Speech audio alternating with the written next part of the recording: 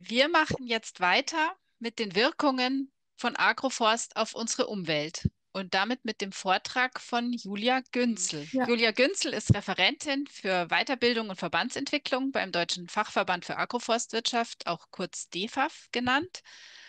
Das heißt, sie koordiniert die Weiterbildungsangebote der Agroforstakademie, wie zum Beispiel Agroforst-Praxiskurse oder auch Fortbildungen für BeraterInnen. Außerdem ist sie als Gründungsmitglied vom DEFA von Anfang an mit dabei und bringt ganz viel Expertise mit zur nachhaltigen Landnutzung. Und jetzt freuen wir uns auf Ihren Vortrag. gut. Vielen Dank für die nette Einleitung. Sehen Sie jetzt den Vortrag, die Präsentation? Ja, Richtig? Ja, perfekt. perfekt. Gut, dann starten wir mal. Ja, wir haben ja schon ganz praktische Erfahrungen jetzt gerade gehört. Das war eine schöne Einleitung. Das heißt, ich werde auch natürlich nicht mehr so allgemein darauf eingehen, was Agroforst überhaupt ist. Das ist ja wohl schon relativ bekannt und wurde ja auch schon im Detail erzählt. Jetzt geht es hier nicht weiter. Doch, jetzt, genau. Genau, wir reden jetzt ja eher darüber, wie Agroforstwirtschaft eigentlich auf die Nachhaltigkeit wirken kann. Und hier mal eine Abbildung von den nachhaltigen Entwicklungszielen, die ja in verschiedensten Kontexten eine Rolle spielen. Und wenn man jetzt mal überlegt, wo die Agroforstwirtschaft da eigentlich drin steckt, dann gibt es ja auf nationaler Ebene verschiedene Strategien und da ist die Agroforstwirtschaft tatsächlich nicht überall drin. Also bis vor kurzem war sie nur in der Agrarstrategie drin. Seit ein paar Monaten ist sie jetzt auch endlich in der nationalen Strategie zur biologischen Vielfalt drin aufgenommen worden. Und bei der Bioökonomiestrategie ist sie zwar nicht direkt drin, aber der Bioökonomierat empfiehlt Agroforstwirtschaft in einer seiner neuen Empfehlungen. Das heißt, da spielt sie auch eine sehr präsente Rolle. Das heißt, man merkt also, ja, das Thema ist für verschiedenste Nachhaltigkeitsbereiche zwar schon Thema, man könnte aber auf nationaler Ebene eben da tatsächlich noch ziemlich nachsteuern. Denn solche nationalen Strategien haben natürlich auch einen Effekt darauf, wie Agroforstwirtschaft dann auch wirklich breitflächig gefördert wird. Genau, auf internationaler Ebene spielt die Agroforstwirtschaft im Bereich Nachhaltigkeit ja schon länger eine Rolle. Gerade dieses Thema Klimaschutz, das International Panel on Climate Change, also der Internationale Klimarat, hat das Thema schon seit mehreren Jahren aufgegriffen. Und auch die Food and Agricultural Organization, also die sich mit Ernährung und Landwirtschaft beschäftigt auf globaler Ebene, sieht Agroforstwirtschaft eben als einen wichtigen Beitrag auch für die Ernährungssicherheit, Ernährungssysteme, um die Ernährungssysteme nachhaltig zu gestalten. Das heißt, das sind vor allem in tropischen und subtropischen Ländern, ja, ist die Agroforstwirtschaft eine wichtige Maßnahme, um die lokale Entwicklung, aber eben auch die Nachhaltigkeit voranzubringen. Und in Deutschland sind wir da so ein bisschen hinterher. Und lernen sozusagen ja eben diese Maßnahme wieder ein bisschen mehr kennen. Wir haben ja schon gehört, eigentlich ist es ein traditionelles System, was jetzt eben eher in die moderne genau, also in Deutschland ziehen wir gerade ein bisschen hinterher. Also auf der europäischen Ebene sind wir aktiv, aber auch als DEFAF in Deutschland. Und jetzt, ja, die Agroforstwirtschaft wird häufig auch als Multifunktionstool dargestellt. Das heißt, sie hat viele verschiedene Vorteile, die auch teilweise gleichzeitig erfüllt werden können. Also sie kann verschiedene Funktionen gleichzeitig erfüllen. Hier mal auf so einem Bild, das ist ein Pappelsystem mit Getreide. Einfach mal beispielhaft, was die Agroforstwirtschaft alles kann. Das heißt, haben wir auch schon gehört, sie hat viele Gestaltungsmöglichkeiten, sie ist dynamisch, man kann auch über die Jahre auch die Gehölzstreifen immer noch mal wieder unterschiedlich gestalten. Das heißt aber eben auch, dass verschiedenste Akteure auch einzubinden sind, um die Agroforstwirtschaft voranzubringen. Hier mal beispielhaft ein paar Vorteile. Wenn man jetzt an Nachhaltigkeit denkt, da hört man ja mal oder kennt man ja die drei Säulen der Nachhaltigkeit: Ökologie, Ökonomie und Soziales, Gesellschaftliches, habe ich es hier jetzt mal genannt. Und einfach mal stichpunktartig ein paar Beispiele. Die Liste könnte man auch noch ergänzen. Aber jetzt für den Vortrag habe ich jetzt mal ein paar Punkte ausgewählt, auf die ich jetzt mal ein bisschen mehr eingehen möchte, die eben in dem Bereich Agroforstwirtschaft ja relativ wichtig sind oder immer wieder genannt werden und auch, ich denke, für die Praxis vor allem auch relevant sind. Ähm, genau, hier nochmal zusammenfassen, was, sage ich mal, auch das Thema Nachhaltigkeit eben zeigt sich, dass gerade das Thema Erosionsschutz eben sehr stark durch die Agroforstwirtschaft profitieren kann, aber auch die Kohlenstoffsequestrierung, also Kohlenstoffbindung, aber auch das Thema Biodiversität. Also das sind wirklich so die drei Bereiche, wo die Agroforstwirtschaft eben sehr stark positiv wirken kann. Das aber nur am Rande. Und dann wollen wir jetzt mal auf das Thema Bodenschutz und Bodenfruchtbarkeit eingehen. Wir haben es vorher ja auch schon gehört, auch aus der Praxis, dass eben der Bodenschutz ein zentrales Thema ist, der eben wirklich natürlich die Grundlage für die Landwirtschaft und die Ernährung von Lebensmitteln ist. Und zwei Herausforderungen dabei, das ist eben die Bodenerosion und auch der Verlust der organischen Substanz. Das sind eben diese Bereiche, wo die Agroforstwirtschaft eben auch wirklich Potenziale bietet. Und wenn man mal auf deutscher Ebene schaut, was im Hinblick auf Erosion, ist es eben so, dass wirklich viele Regionen, ja, da herrscht eben das Risiko der Winderosion vor allem als ja, ein Hauptrisiko für die moderne Landwirtschaft eben auch. Und die Tendenz ist eben so, dass dieses Erosionsrisiko eher steigt, unter anderem durch die zunehmenden Temperaturveränderungen, durch die Dürre, auch durch die Abnahme der Niederschläge beziehungsweise die Zunahme von starken Niederschlägen, je nach Region. Und damit geht eben auch der fruchtbare Boden nach und nach verloren. Und bei der Agroforstwirtschaft ist es eben so, dass ja, der Bodenschutz oder der Erosionsschutz, das ist jetzt mal ein schematischen Beispiel einer Hecke, der stellt sich eben durch diesen Windschutz durch die Gehölzstreifen ein. Und da ist es eben für die Praxis wichtig, dass wenn Winderosion wirklich das Problem ist, dass diese Gehölzstreifen eben quer zur Hauptwindrichtung angelegt werden, damit sich da eben ein Windschutz einstellen kann. Und da gibt es natürlich auch den Unterschied eben, wie dicht ist der Gehölzstreifen. Je dichter, desto besser ist natürlich dieser Windschutz. Wenn es Einzelbäume sind, ist es klar, dass der Windschutz da nicht so gegeben ist. In solchen Fällen ist es eben auch in der Praxis so, dass in solchen Fällen eben häufig Gehölzstreifen mit Pappel gepflanzt werden, weil die eben nach wenigen Jahren schon einen guten Schutz bieten. So, und der eigentliche Schutz entsteht eben dadurch, dass auch die Verdunstung reduziert wird. Also damit kann der Bodenabtrag dann, wird einmal die Austrocknen der Flächen, der Pflanzen auf der Fläche reduziert, aber auch der Bodenabtrag selber wird halt reduziert, weil der Wind eben nicht so rüberfegt. Das heißt, an den Ackerkulturen werden eben direkte Schäden vermieden und die Ertragsstabilität, die kann eben langfristig dann auch erhöht werden. Vor allem, wenn längere Trockenphasen anstehen, dann ist eben dieser Windschutz schon sehr wichtig, weil dadurch eben gerade diese Verdunstung führt eben zu Ertragseinbußen. Und was sich eben gezeigt hat in der Praxis, das wurde auch unter anderem durch mehrere Forschungsprojekte über die Jahre nachgewiesen, dass eben die Windreduktion besser erfolgen kann, wenn es mehrere kleine und schmale Hecken gibt und die Abstände zwischen den Gehölzstreifen nicht so weit sind, als wenn es zum Beispiel zwei große Windschutzhecken gibt. Und da gab es auch mehrere Untersuchungen dazu, wo eben gezeigt wurde, also da wurde mit verschiedenen Abständen halt experimentiert, wo werden die negativen Windereignisse am stärksten reduziert. Und da war eigentlich so der beste Abstand waren die 48 Meter und ab 100 Meter gibt es eigentlich nicht mehr so einen wirklichen Effekt dadurch. Das heißt, das müsste man dann eben auch im Hinterkopf behalten, wenn man so eine Fläche beplant. Genau, ein anderer Aspekt durch Agroforstsysteme ist auch die Bodenbiodiversität, eben Mikroorganismen, Regenwürmer als Schlüsselindikator. Also die werden ja, kann man gut monitoren, sage ich mal.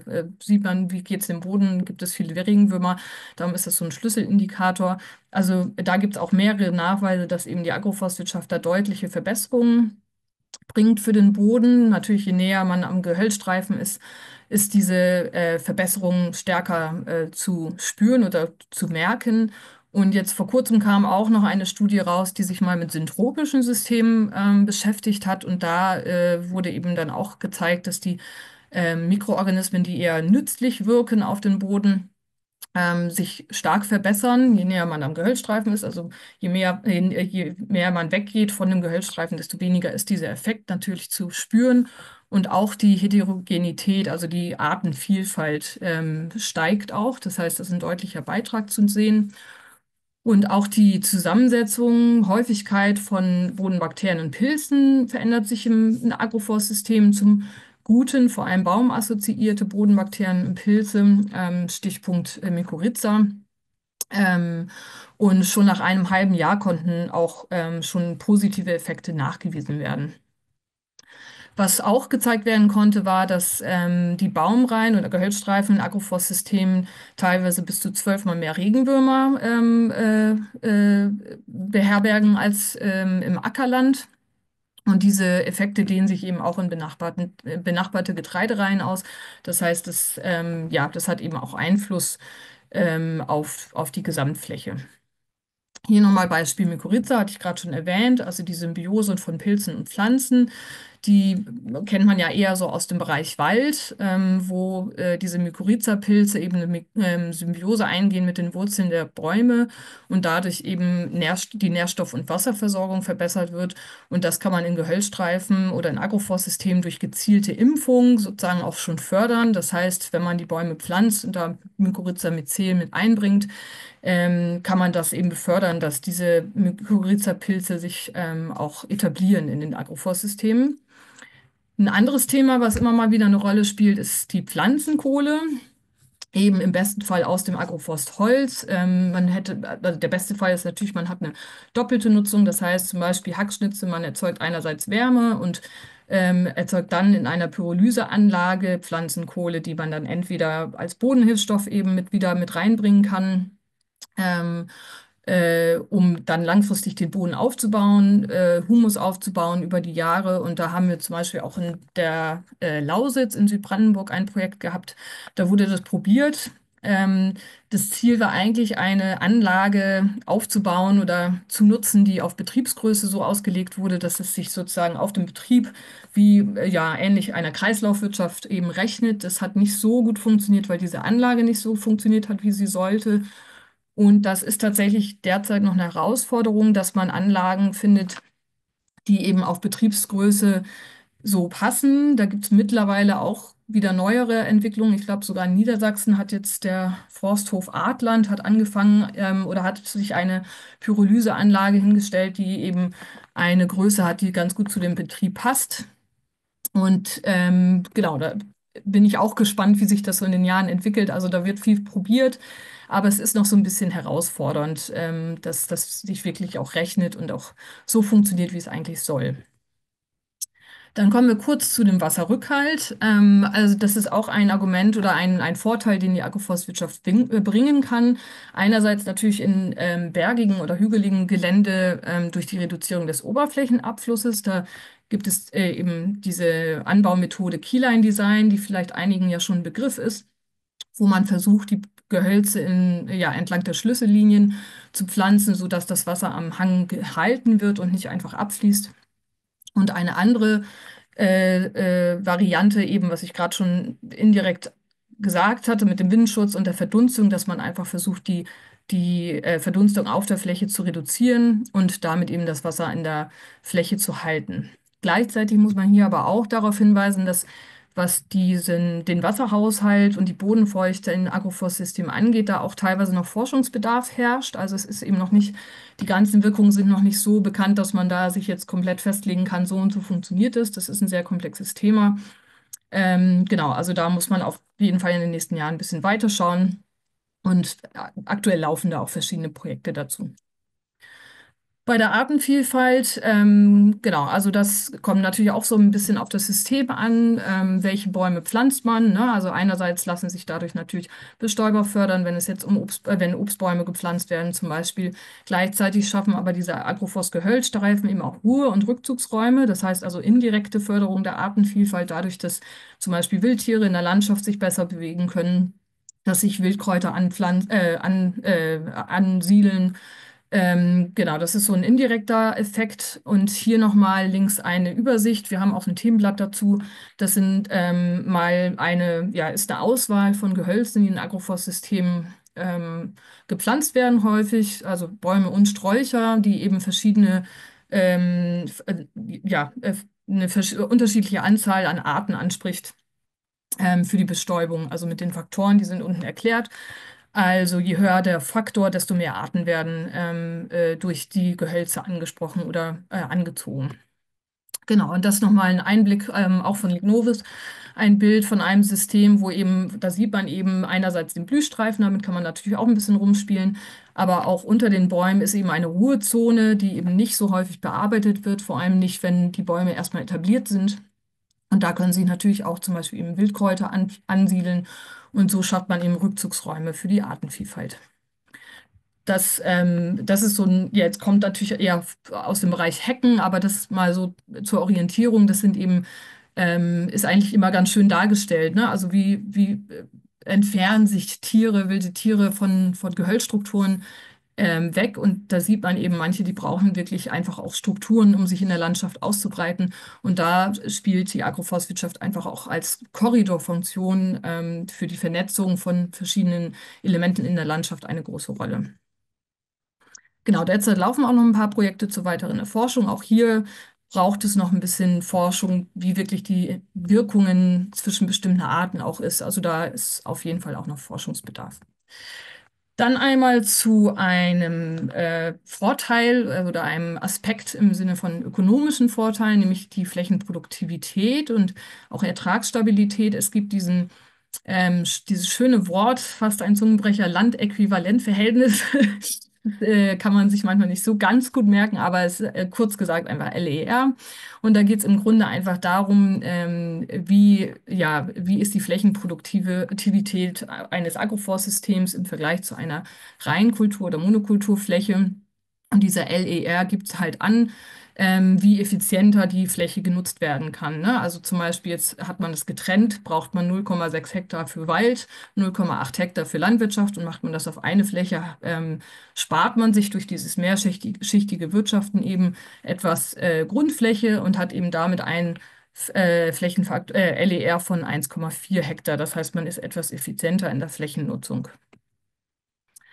Und genau, das ist im Grunde ein Index, der zeigt, welchen Vorteil die Mischkultur, was die Agroforstwirtschaft ja ist, im Vergleich zu einer Reinkultur hat.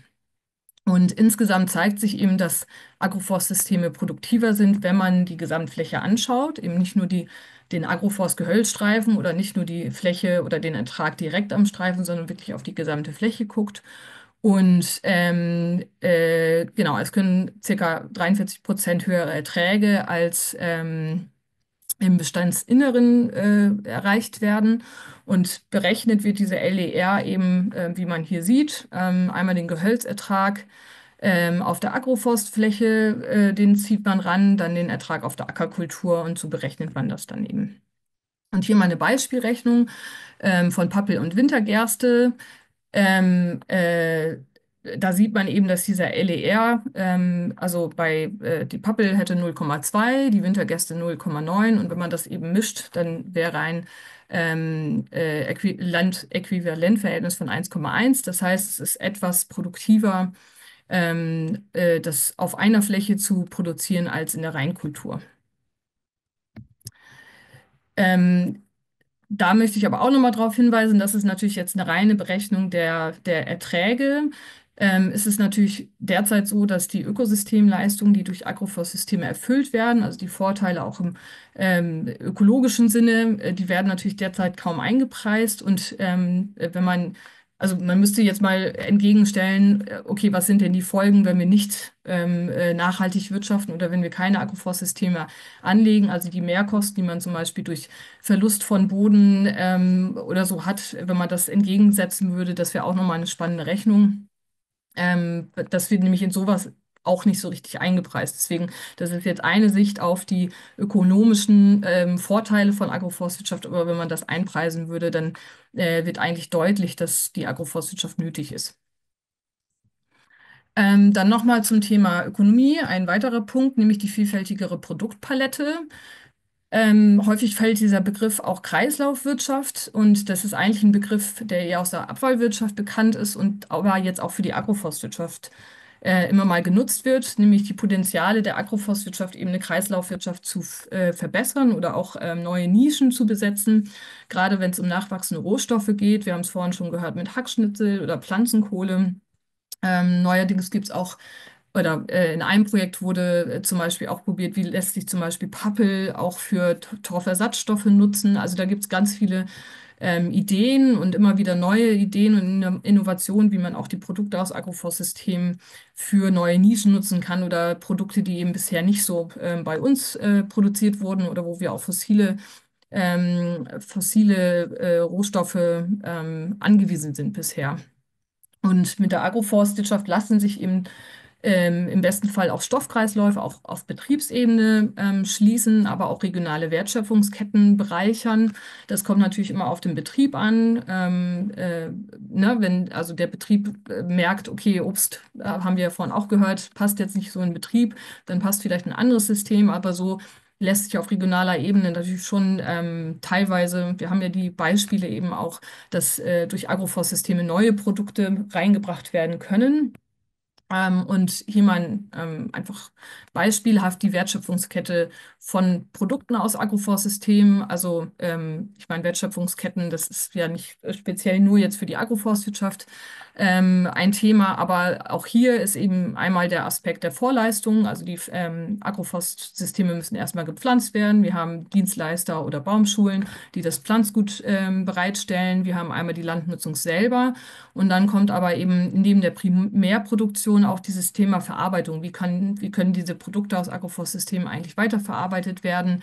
Wen brauche ich in der Region vielleicht, der da mit mir kooperieren kann, was Ernte angeht, was Pflege angeht, Nebenprodukte, die entstehen, Sekundärprodukte eben und dann am Ende steht natürlich der Handel und der Konsum. Und da hat sich schon auch gezeigt, dass bei der Agroforstwirtschaft die Direktvermarktung in vielen Fällen auch passender ist, weil es natürlich von den Mengen her in der Agroforstwirtschaft eben teilweise nicht so große Mengen sind. Das heißt, man kann mit größeren Produzenten teilweise nicht so mithalten und da bietet sich oft die Direktvermarktung dann doch mehr an. Und in der Lausitz haben wir das auch mal probiert. Auch eine Art Agroforst-Label, was schon letztes Jahr gestartet hat. Der Seno hatte gesagt, dieses Jahr ist ein Label gelaufen, so das erste. Wir haben es tatsächlich letztes Jahr schon angefangen und es gab auch mal ein Projekt Aufwerten, gab es bis 2020 lief das. Da war dieses Thema Agroforst-Gütesiegel auch schon mal probiert worden und wir haben das jetzt, wollen das jetzt weiterdenken und haben in der Lausitz eben mal geguckt, wie lässt sich so ein kooperativer Ansatz vielleicht umsetzen.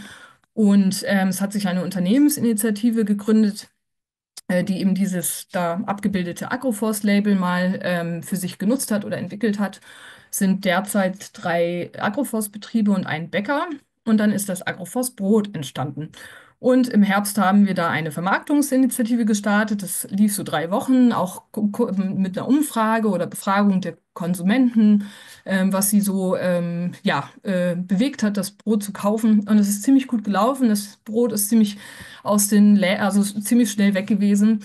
Eier waren auch ein Thema und diese ganze Vermarktungsinitiative lief unter dem Titel Besser mit Bäumen. Diese Internetseite ist auch jetzt noch aktiv und letzte Woche gab es ein Treffen ja, der Unternehmen, die in dieser Unternehmensinitiative sind. Ich bin da selber nicht involviert, das heißt, jetzt ist noch nicht ganz klar, wie es jetzt weitergeht, aber es soll weitergehen mit dieser Unternehmensinitiative und im besten Fall auch weiter wachsen. Das heißt, in diesem Jahr wird so ein bisschen daran gearbeitet, wie man das eben skalieren kann, dass ja, die Produkte einfach auch mehr Wahrnehmung erhalten seitens der Kunden, dass es im Grunde so eine Art Verantwortungsübernahme auch der Konsumenten bringt, dass ja, diese Art der Landnutzung ja uns allen was bringt eben, ne? Dass es nicht nur Aufgabe der Landwirte ist, sondern im Grunde hat die Agroforstwirtschaft ja viele Vorteile für die Landschaft im Gesamten. Genau, also hier nochmal abgebildet, wenn man jetzt wieder an die 3 Säulen der Nachhaltigkeit denkt, was bringt die Agroforstwirtschaft so oder warum macht man das eigentlich? Hier mal beispielhaft die verschiedenen Akteursgruppen, die sind natürlich längst nicht vollständig. Das ist nun mal, sind so die wichtigsten, um wen es eigentlich geht. Und da bietet die Agroforstwirtschaft einerseits eben einzelne Vorteile für Ökologie, Ökonomie, Soziales, aber gleichzeitig eben auch, dass vieles gleichzeitig auch passieren kann. Und da kann die Agroforstwirtschaft vor allem auch Brücken bauen, wenn man jetzt mal denkt an Landwirtschaft versus Naturschutz oder auch konventionelle versus ökologische Landwirtschaft. Das sind halt manchmal Zielkonflikte, die nicht unbedingt welche sein müssten. Und da braucht es eben auch einfach Kooperation zwischen den Akteursgruppen, aber auch ein, ja, eben ein Denken, was ein bisschen, ja, ein ganzheitlicheres Denken, auch auf Landschaftsebene und nicht nur auf Betriebsebene. Wie können wir eigentlich diese Landschaften mit Agroforstwirtschaft bereichern, und gestalten? Genau, damit bin ich dann eigentlich schon am Ende und offen für Fragen.